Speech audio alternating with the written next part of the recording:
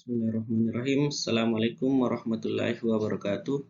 Perkenalkan, saya Andi Alvin dari kelompok 9 akan menjelaskan tentang penerapan data mining dengan metode regresi linear untuk memprediksi data nilai hasil ujian menggunakan rapid miner. Sedangkan latar belakang, salah satu metode dalam data mining adalah prediksi. Salah satu model yang dapat digunakan dalam prediksi adalah menggunakan regresi linear. Regresi linear digunakan untuk melakukan prediksi pada data yang sudah disediakan. Pada penelitian ini dilakukan pembuatan model regresi linear dengan dataset yang berisi data-data yang mempengaruhi prestasi siswa dalam meraih nilai ujian akhir. Model regresi linear yang dikembangkan dapat digunakan untuk melakukan prediksi hasil nilai ujian siswa. Kemudian di sini saya akan menjelaskan tentang hal penting yang berhubungan dengan data mining. Yang pertama, data mining merupakan suatu proses otomatis terhadap data yang sudah ada sebelumnya. Kemudian, data yang akan diproses berupa data dalam skala besar. Tujuan dari data mining adalah mendapatkan hubungan atau pola yang dapat berupa suatu informasi yang mungkin memberikan indikasi yang bermanfaat. Kemudian saya akan membahas tentang metode penelitian, di mana saya menggunakan CRISP-DM, merupakan standarisasi proses data mining sebagai strategi pemecahan masalah secara umum dari bisnis atau unit penelitian. Dalam CRISP-DM, sebuah proyek data mining memiliki siklus hidup yang terbagi dalam 6 fase. Yang pertama itu ada business understanding. Kita masuk ke dalam tahap pertama dari model CRISP-DM. Tahapan yang pertama ini bisa dibilang sangat vital karena praktisi data butuh pijakan dasar untuk melakukan analisis data. Salah satu adalah business knowledge ataupun pengetahuan dari segi objek bisnis. Kemudian ada data understanding, di mana di sini secara garis besar dipakai untuk memeriksa data sehingga dapat mengidentifikasi masalah pada data yang kita dapatkan. Tahapan ini memberikan fondasi analitik untuk sebuah penelitian dengan membuat ringkasan dan mengidentifikasi potensi masalah dalam data. Kemudian ada data preparation, di mana di sini secara garis besar data di kalangan data mining dipakai untuk memperbaiki masalah dalam data, kemudian membuat variabel turunan. Tahap data tersebut sangat jelas untuk membutuhkan pemikiran yang cukup matang dan usaha yang cukup tinggi untuk memastikan data tepat sesuai dengan algoritma yang dipakai. Proses data preparasi merupakan proses data treatment menuju model berkualitas yang berguna. Kemudian ada modeling, di mana secara garis besar untuk membuat model prediktif atau deskriptif. Pada tahap ini dilakukan metode statistika dan machine learning untuk penentuan terhadap teknik data mining, alat bantu data mining, dan algoritma data mining yang akan diterapkan.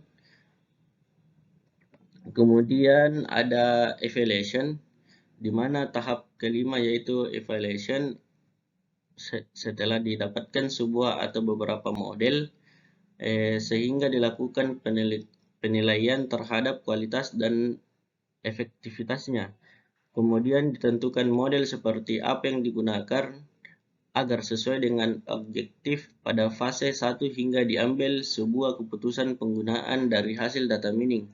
Kemudian ada deployment, di mana di sini tahap terakhir dalam model CRISP-DM adalah perencanaan untuk deployment dimulai selama business understanding dan harus menggabungkan tidak hanya bagaimana untuk menghasilkan nilai model, tetapi juga bagaimana mengkonversi skor keputusan dan bagaimana untuk menggabungkan keputusan dalam sistem operasional. Kemudian saya akan membahas tentang regresi linear. Salah satu model prediksi yang digunakan pada data mining adalah regresi linear. Kemudian ada analisis regresi dapat digunakan untuk melihat pengaruh antara variabel bebas atau independen dan variabel tidak bebas atau dependen. Kemudian, penggunaan regresi linear dalam data mining menggunakan berbagai dataset, baik dataset milik sendiri ataupun dataset publik. Saya akan membahas tentang algoritma dan klasifikasi, di mana decision tree merupakan algoritma yang menghasilkan nilai akurasi tertinggi dengan tingkat akurasi tinggi 75,38%. Sedangkan klasifikasi adalah tipe analisis data yang dapat membantu orang menentukan kelas label dari sampel yang ingin diklasifikasi. Klasifikasi merupakan metode supervised learning, metode yang mencoba menemukan hubungan antara atribut masukan dan atribut target. Tujuan klasifikasi untuk meningkatkan kehandalan hasil yang diperoleh dari data. Saya akan membahas tentang kelebihan algoritma, di mana pada penelitian ini digunakan algoritma decision tree karena dapat menggunakan algoritma tersebut dapat menghasilkan pohon keputusan yang mudah diinterpretasikan, memiliki tingkat akurasi yang tinggi dan dapat diterima. Selain itu, kelebihan dari decision tree adalah memiliki kemampuan untuk membreakdown proses pengambilan keputusan yang kompleks menjadi lebih simpel, lebih sedikit pembersihan data yang diperlukan, mudah disiapkan, mudah dibaca, dan ditafsirkan.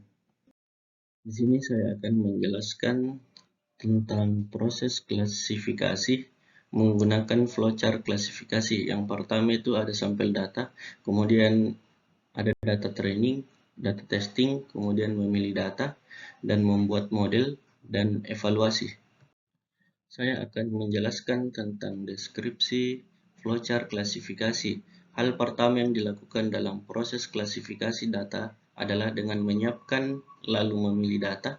Data umumnya dibagi menjadi dua, yaitu data training yang nantinya pada tahapan algoritma digunakan untuk melatih algoritma dalam mencari model yang sesuai, sedangkan data testing akan dipakai untuk menguji dan mengetahui performa model. Setelah itu, model terbentuk, kemudian dilakukan evaluasi.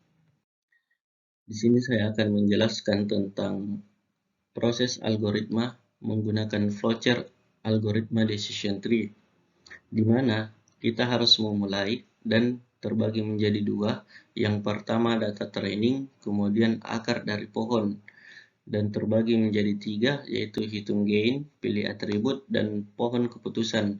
Sedangkan hitung gain itu terbagi menjadi satu, yaitu entropi, kemudian pilih atribut itu terbagi menjadi dua, yaitu parameter dan label, kemudian pohon keputusan terbagi dua, yaitu solusi dan selesai.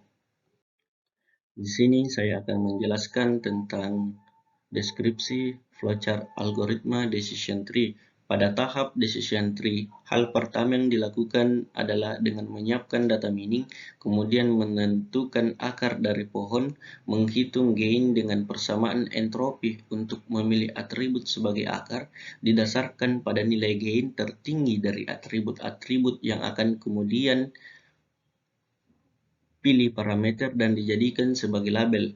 Proses partisipasi pohon keputusan akan berhenti saat semua cabang dalam node N atau simpul mendapatkan kelas yang sama. Pada pohon keputusan itulah yang disimpulkan dari suatu persoalan yang terdiri dari serangkaian keputusan yang mengarah ke solusi. Tiap node N yang menyatakan keputusan dan daun menyatakan solusi.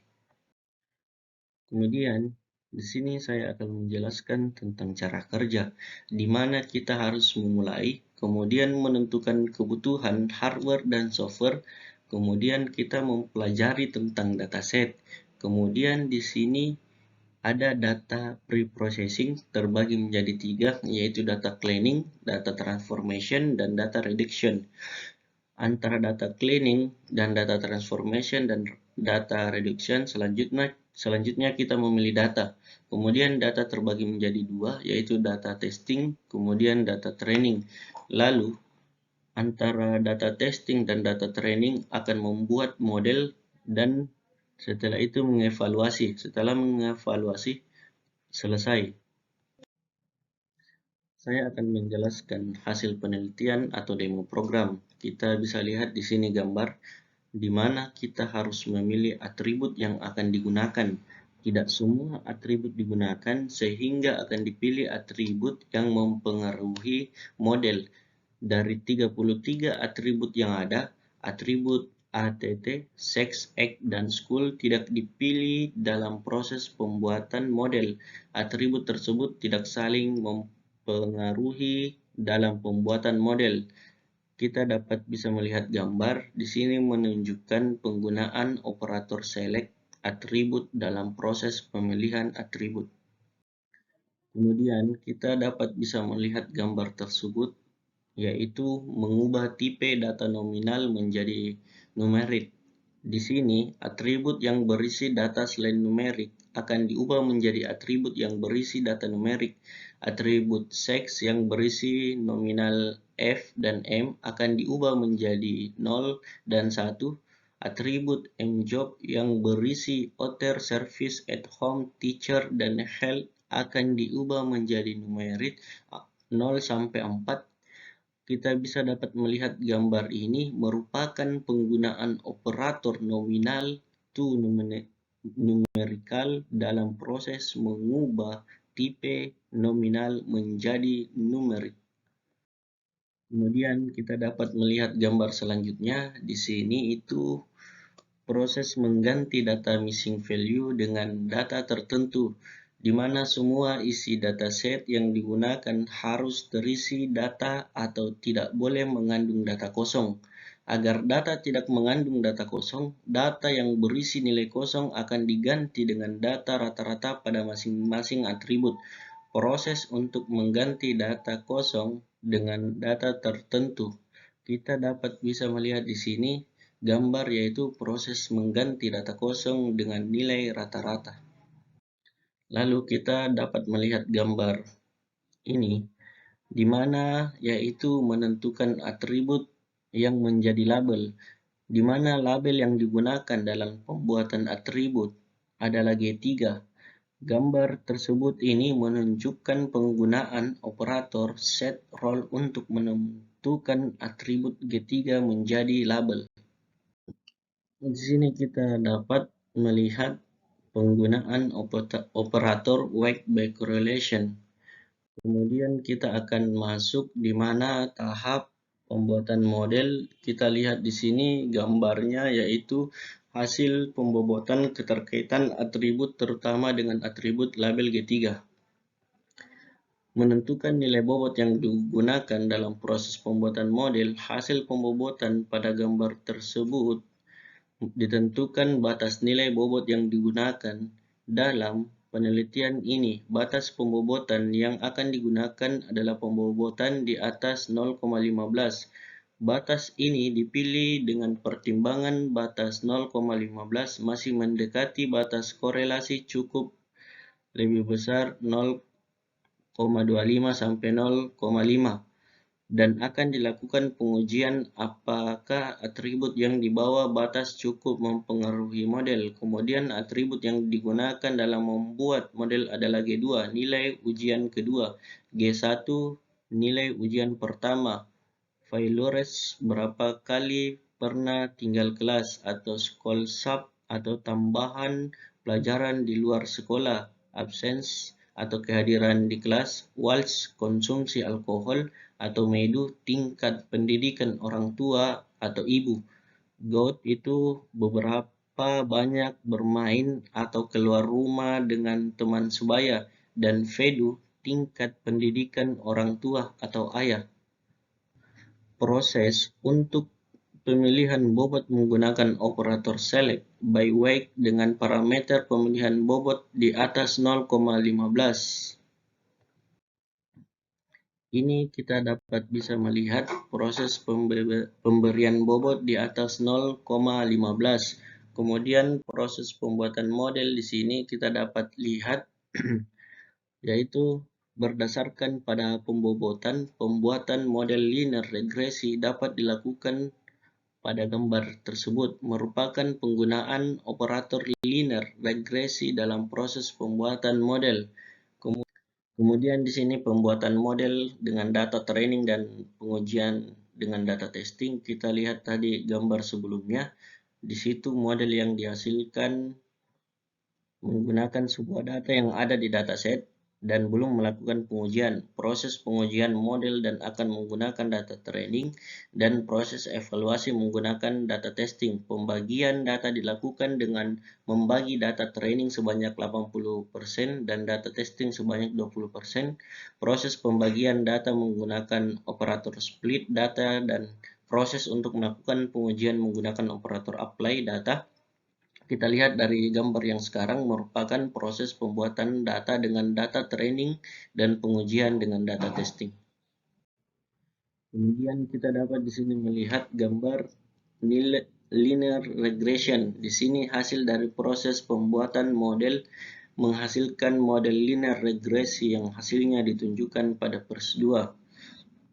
Kemudian, model yang dihasilkan pada gambar 11 dilakukan pengujian dengan menggunakan data training. Hasil pengujian model dapat dilihat dengan melakukan perbandingan antara nilai G3 dengan nilai prediksi. Kita lihat gambar 12 memperlihatkan hasil pengujian model dengan melihat perbandingan antara nilai G3 dengan nilai hasil prediksi. Sesuai hasil pada gambar tersebut, pada baris 1, nilai G3 asli sebesar 6 dan hasil nilai prediksi G3 sebesar 5,978. Hasil ini menunjukkan ada selisih hasil prediksi hasil di bawah nilai G3 asli. Nilai prediksi baris 14, nilai G3 asli sebesar 11 dan hasil nilai prediksi G3 sebesar 11,280. Hasil ini menunjukkan ada selisih hasil prediksi di atas dari nilai G3 asli. Hasil nilai prediksi dengan nilai G3 dapat disajikan dalam bentuk grafik. Nilai prediksi ditunjukkan dengan garis lurus nilai AC. Kita lihat di sini ada gambar hasil prediksi. Merupakan penyajian perbandingan antara nilai G3 dengan nilai hasil prediksi dalam bentuk grafik. Kemudian kita bisa melihat dari gambar ini, yaitu evaluasi model, di mana model yang sudah selesai dibangun dilakukan proses evaluasi. Proses evaluasi dilakukan untuk melihat performance. Proses evaluasi dilakukan dengan menggunakan data testing yang sudah ditentukan sebanyak 20% dari dataset. Proses pengujian menggunakan operator performance. Kita lihat dengan gambar yang sekarang, proses pengujian dengan menggunakan operator performance dan gambar ini adalah hasil luaran dari performance. Di sini saya akan membacakan kesimpulan di mana hasil penelitian dari 33 atribut yang ada pada dataset tidak semua atribut mempunyai berpengaruh yang signifikan pada atribut menjadi prediktor. Kemudian atribut yang sangat kuat mempengaruhi adalah G2, nilai ujian kedua, dan G1, nilai ujian ke-1. Adapun bobot dari G2 sebesar 0,966 dan G1 sebesar 0,892. Lalu atribut lain dengan bobot di atas 0,2 adalah failures. Beberapa kali pernah tinggal kelas. Lalu school sub, tambahan pelajaran di luar sekolah, dan absence atau kehadiran di kelas. Sedangkan atribut yang lain di bawah 0,2, bobot di bawah 0,2 ini tidak mempunyai pengaruh pada prediktor. Hasil pengujian nilai RMSE adalah 0,675. Semakin kecil nilai RMSE berarti nilai yang diprediksi dekat dengan nilai yang diamati atau diobservasi. Berdasarkan hasil RMSE tersebut, hasil model mempunyai nilai kesalahan yang kecil dan model yang dihasilkan dapat direkomendasikan untuk dapat digunakan dalam melakukan prediksi nilai siswa. Mungkin itu saja yang dapat saya sampaikan. Sekian dari saya, perwakilan dari kelompok 9. Atas nama Andi Alvin, Assalamualaikum warahmatullahi wabarakatuh.